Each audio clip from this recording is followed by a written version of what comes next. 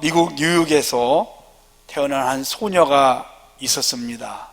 그런데 8살 때 엄마가 돌아가시고 2년 후 10살 때 아버지마저 돌아가셨습니다. 그래서 어쩔 수 없이 외할머니 댁에서 고아닌 고아로 어린 시절을 보내게 되었습니다. 너무 배고프고 힘들어서 날마다 고통 가운데 어린 시절을 보냈습니다. 그럼에도 불구하고 이 어린 소녀는 늘 밝은 표정으로 사람들을 즐겁게 해주었고 늘 긍정적인 그런 말과 삶을 살았습니다. 21살에 결혼을 해서 6명의 자녀를 낳았습니다. 근데 어린 아이 하나가 그만 성장하지 못하고 죽고 말았습니다. 사랑하는 자녀를 떠나보내야 하는 그 엄마의 마음이 얼마나 고통스럽겠습니까? 그럼에도 불구하고 이분은 아직도 내가 사랑할 수 있는 아이 5명이나 있어서 감사하다. 그의 아이들을 잘 정성스럽게 기도하면서 키웠습니다. 남편은 정치를 하던 사람이었습니다. 정치를 너무 잘해가지고 미국의 부통령에 지명될 만큼 그렇게 열심히 정치활동을 하고 촉망받는 지도자였습니다. 그런데요, 39살, 남편이 39살 때 소아마비에 걸렸습니다. 그래서 걷지도 못하고 날마다 통증 가운데 좌절하고 고통에 시달려야 했습니다. 다리에 쇠를 넣고 간신히 휠체어를 타고 그저 방에만 있게 되었습니다. 어느 날 비가 오고 난 후에 하늘이 맑은 날 이 아내가 남편의 휠체어를 몰고 정원을 산책하면서 이렇게 말했습니다. 비가 온 뒤에는 반드시 이렇게 맑은 날이 옵니다. 당신도 마찬가지예요.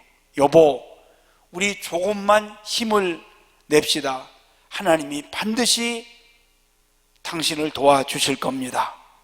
그 말을 듣는 남편이 여보, 나는 영원한 불구자요. 그래도 나를 사랑하오?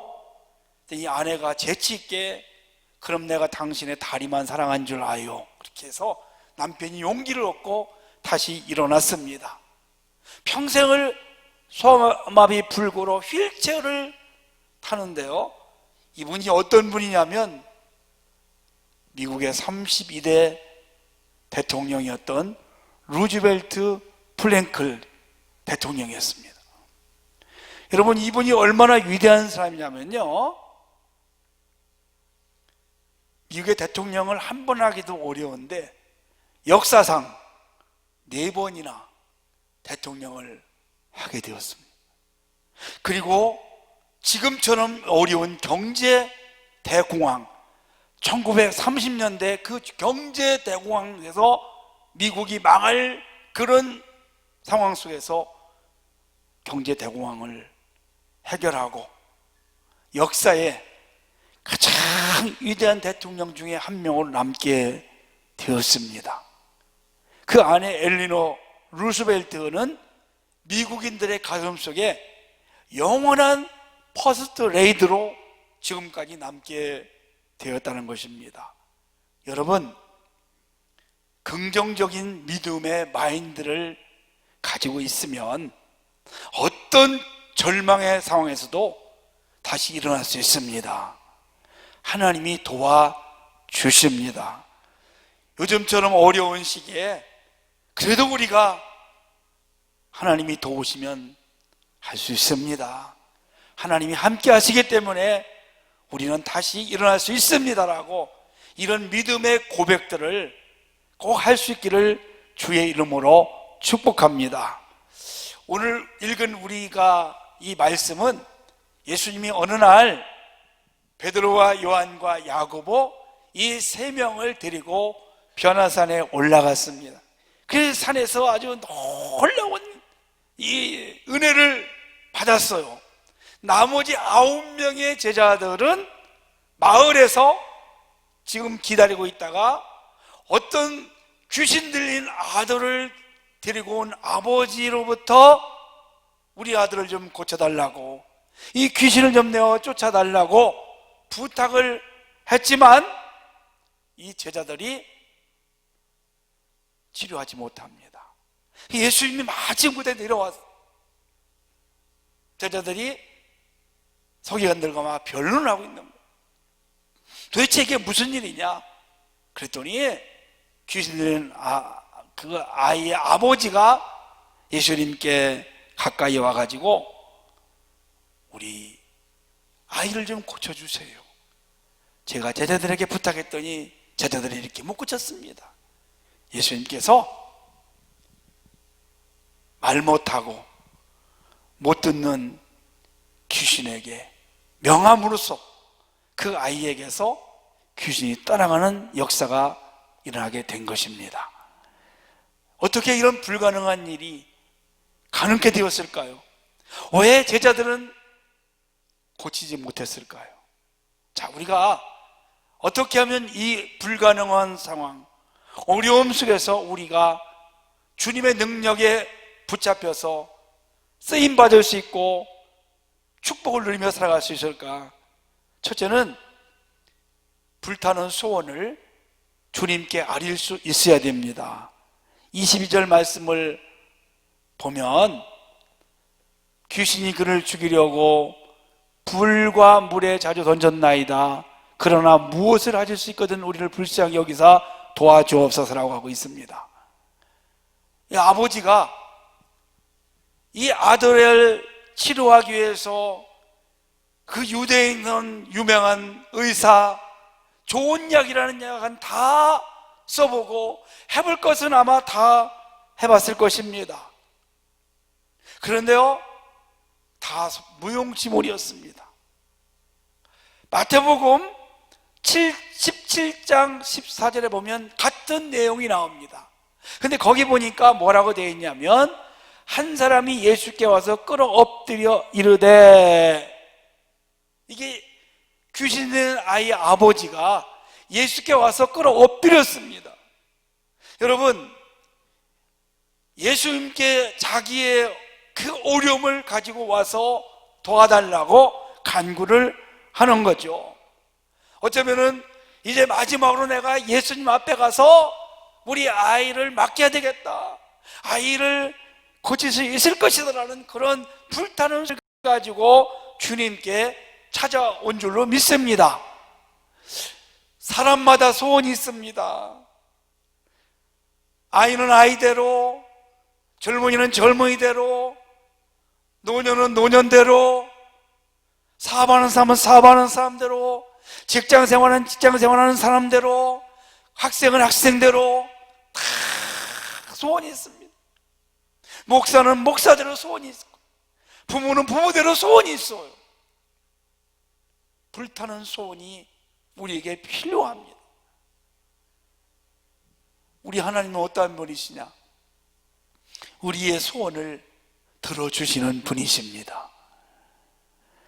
한나가 아이가 없을 때 성전에 가서 밤을 새면서 부르짖고 간구할 때 하나님이 들으시고 태를 열어서 아들을 낳게 하셨습니다. 마태복음 15장 28절에 보니까 수르보니게라는 여인이 있습니다. 이 여인도 자기 딸이 불치의 병에 걸렸습니다. 그래서 예수 앞에 와서 간구할 때에 예수님 뭐라고 합니까? 내 믿음이 크도다, 내 소원대로 되리라. 그때 딸이 낳은 줄을 믿습니다. 시편 37편 1절에 보니까 여호와를 기뻐하라, 그가 내 마음의 소원을 이루어 주시리로다. 여호와를 기쁘시게 할 때 우리 하나님께서 저와 여러분들의 소원을 다 이루어 주실 줄로 믿으시기를 바랍니다. 우리가 우리의 자신을 위한 정욕의 어떤 소원이 아니라면, 하나님이 기뻐하는 소원이라면, 하나님 나라를 위해서 우리가 가지고 있는 소원을 아린다면 우리 하나님은 반드시 이루어질 줄로 믿습니다. 미국에 강철한 카네기라는 분이 있습니다. 이분은 어릴 때 저 영국에 있는 스코틀랜드에서 미국으로 이민을 왔습니다. 너무너무 가난했습니다. 그래서 그의 소원이 뭐냐면 부자가 되는 거였습니다. 그냥 부자가 되어서 배부르게 잘 살고 잘 먹는 것이 아니었습니다. 내가 부자가 되어서 가난한 사람들을 살리고 그들을 행복하게 만들어주는 것이 나의 소원이라고, 그런 꿈을 가지고 하나님을 열심히 섬기고 그리고 기도하면서 젊은 시절을 하나님이 이 카네기의 기도를 들어주셨습니다. 그래서 큰 강철사를 세워서 수만 명의 직원들이 일하면서 가정을 이루게 되었고, 그리고 그들에게 예금 통장, 적금 통장을 만들어서 그들이 여유 있게 살 수 있도록 그런 꿈을 가졌는데 그 꿈대로 이루어진 것을 볼 수 있습니다.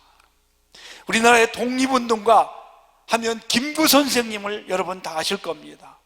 그분의 소원이 뭔지 아십니까? 내 소원은 오직 자주 독립이요, 조선의 독립이요. 100번을 물어도 그분은 자주 독립이라고 했습니다. 그 유명한 말을 했어요. 경찰서 100개보다 교회 안에 세우는 것이 더 좋다는 겁니다. 그의 꿈이 이루어졌습니다. 영국의 국교는 구세군입니다. 구세군을 창설한 사람이 윌리엄 부스예요. 이 윌리엄 부스가 얼마나 성령에 불탔느냐. 영국의 그리스도인들이 자기만 신앙생활을 하고, 지금 그 주변에 지옥 가는 사람들이 많은데 자기만 그냥 믿고 천국 가는 거예요. 그래서 하나님 앞에 기도를 했어. 하나님, 우리 영국의 그리스도인들이 지옥을 좀 보게 해 주옵소서. 그래서 그게 뭡니까 여러분? 지옥 가는 사람들을 막기 위해서 영혼 구원을 하게 달라는 그런 기도를 했습니다.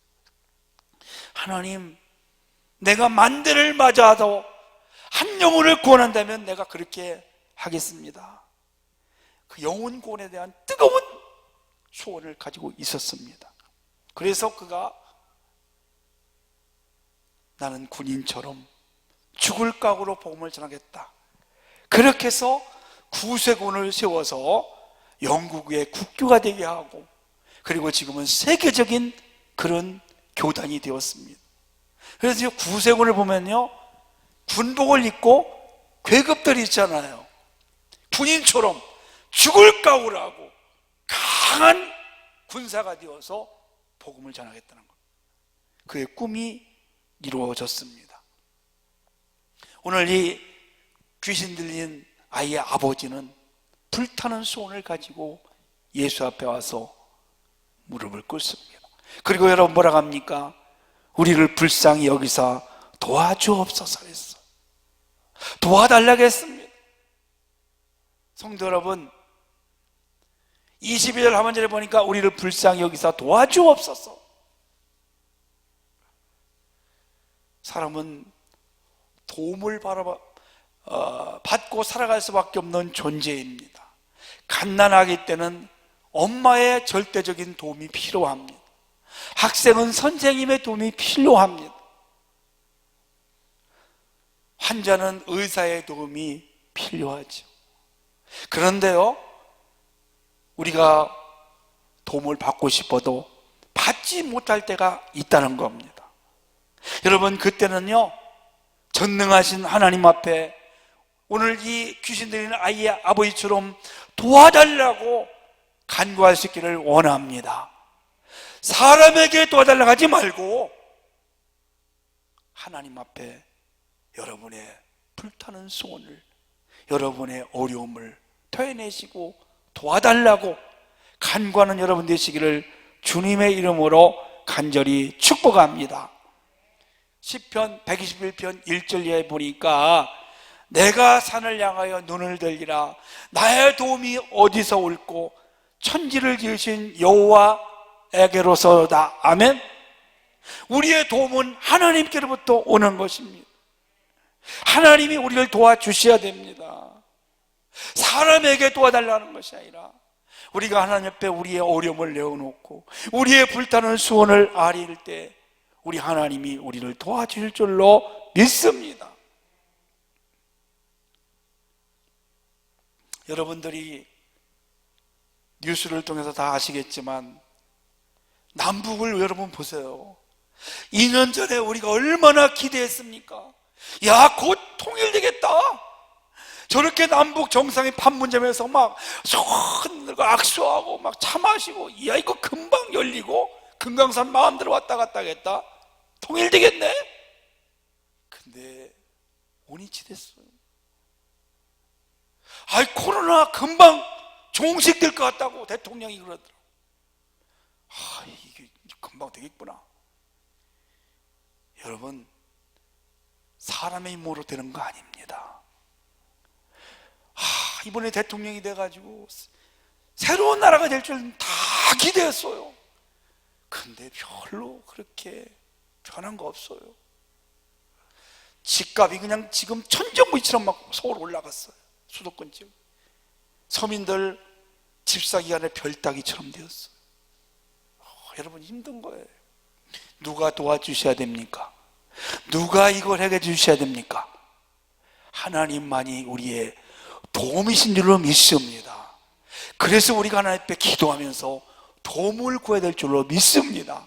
하나님만이 우리의 불타는 소원, 우리의 어려움을 해결해 주실 줄로 믿으시기를 축복합니다. 두 번째는요, 오늘 어떻게 해결했을까요? 믿음이 있어야 돼요. 23절 말씀을 보십시오. 예수께서 이르시되 하시거든이 무슨 말이냐, 믿는 자에게는 능히 하지 못할 일이 없느니라 하시니 그랬어요. 믿는 자에게는 다 할 수 있다는 것입니다. 자, 이 아버지가 예수님 앞에 온 것 자체가 믿음이에요. 아멘. 예수님께 하면 분명히 우리 아들 예수님이 고쳐주실 거야, 나을 수 있을 거야, 믿음을 가지고 왔습니다. 와보니까 믿음이 없는 겁니다. 자, 이런 말씀이 있어요. 무엇을 할 수도 있거든. 22절에 보니까 이 말은 예수님이 고칠 수만 있다면 그런 말입니다. 그러니까 사실은 반밖에 믿음이 없었어요. 반밖에 믿음이 없습니다.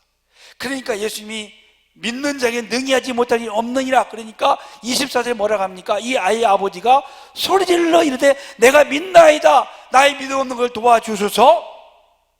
자, 여러분, 이 아이 아버지가 예수님이 고쳐주세요, 고쳐주세요, 그렇게 하잖아요.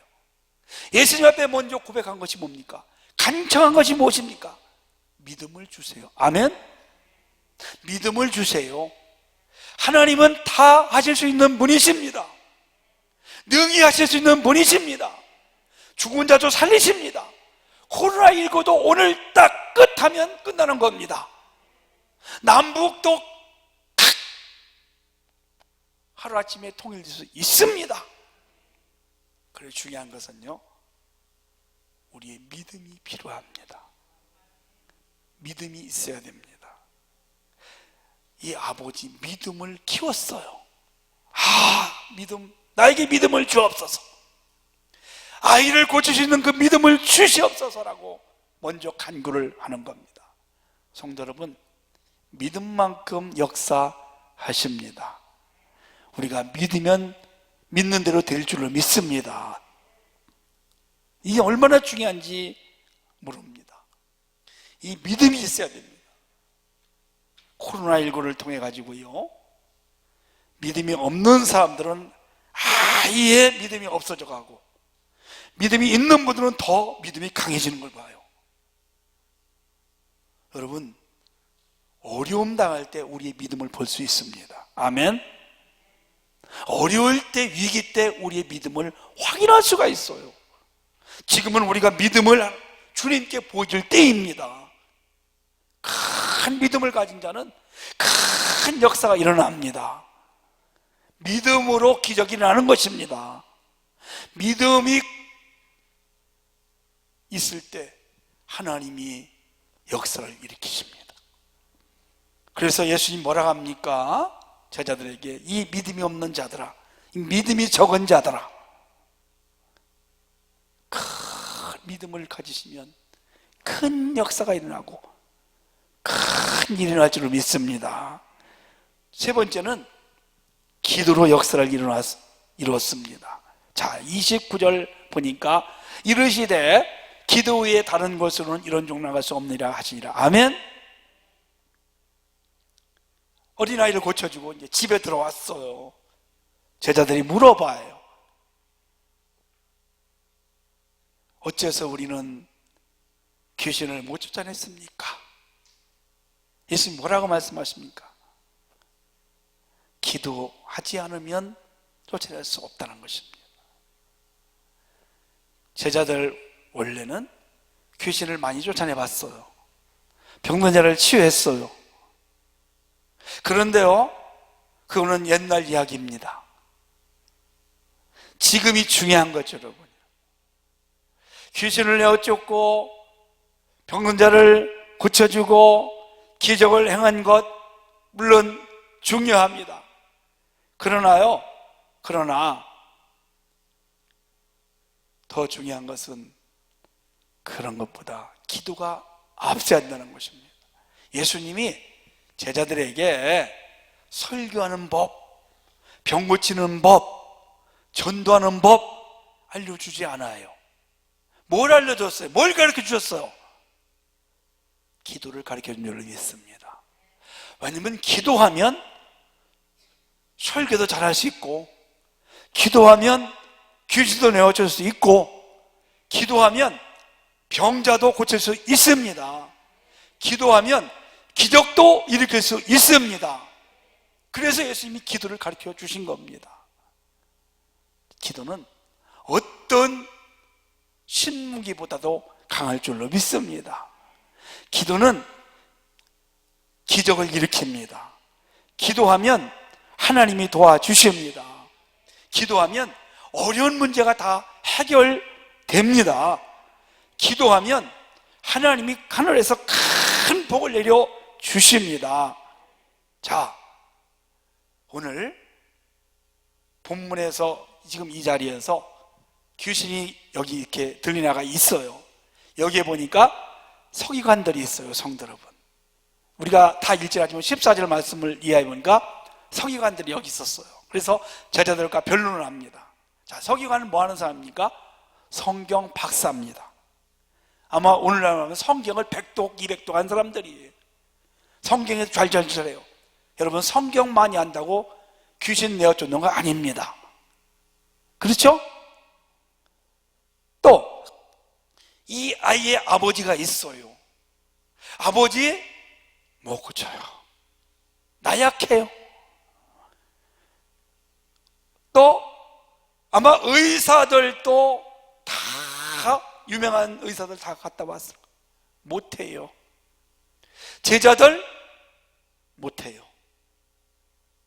오직 주님만이 고친 줄을 믿습니다.